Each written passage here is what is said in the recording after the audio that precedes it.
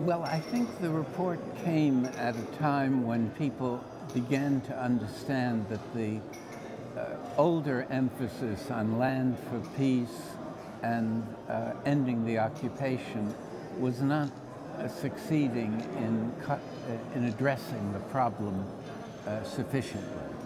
And so this report gave a firm ground legally and factually in terms of the evidence that the allegation of apartheid and the idea of Israel as an apartheid state was not something that just activists talked about, but that it really had a solid grounding, and that it was a responsible way of addressing the problem more comprehensively, more so you include those that had been marginalized, those Palestinians marginalized, by saying, and the aspect of this impact was that it was an overreaction by the American ambassador and the Israeli ambassador in the UN that gave it a sudden surge of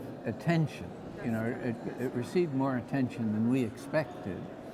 And even though it was unpleasant because they particularly attacked me and claimed that the report was biased and that the UN was Israel bashing, of this impact was that it was an overreaction by the American ambassador and the Israeli ambassador in the UN that gave it a sudden surge of attention. You know, it received more attention than we expected. And even though it was unpleasant because they particularly attacked me and claimed that the report was biased and that the UN was Israel bashing. So how do you feel about this, calling it as a bias and Israel, although that you were Jewish by yourself? Yes. Exactly. No, because I know so clearly that it's untrue. You know, it doesn't bother me. It's annoying, of course, and what sometimes is disturbing is that people who should know better take it seriously in one way or another. But I'm sufficiently confident of my own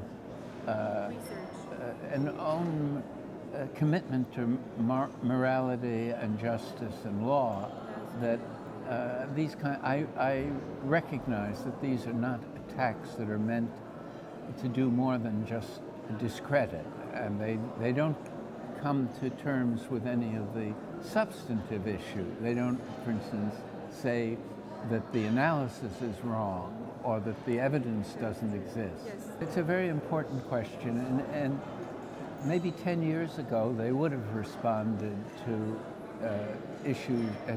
criticisms of this sort. Yes. But now their position is so exposed as weak that they don't feel, I think my interpretation is they just have lost confidence in being able to debate the issue. So they prefer to shift the conversation by attacking the person that, you know, it's, you know, the expression, you kill the messenger to avoid the message.